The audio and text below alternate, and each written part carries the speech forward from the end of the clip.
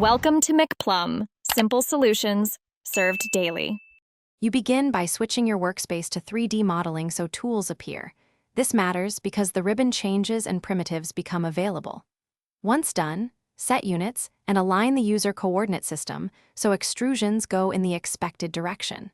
Then place an isometric view using ViewCube or VPoint to see depth. This gives context and prevents accidental flat work. Start a simple 2D profile with line or polyline. You're creating the shape you will soon turn into volume.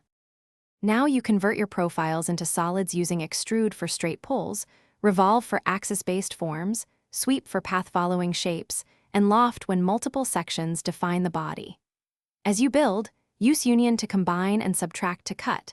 These Boolean operations shape the part and reduce extra geometry. Make sure to use solidit for face-level tweaks, and add fillet or chamfer to round or bevel edges. This cleans up intersections and improves manufacturability. Remember, finish by refining appearance and checking integrity. Apply materials, set lights, and preview with visual styles or render to validate form and shadows. Once satisfied, prepare exports. Convert solids to meshes with Contomish for other programs or export as step/iges for manufacturing.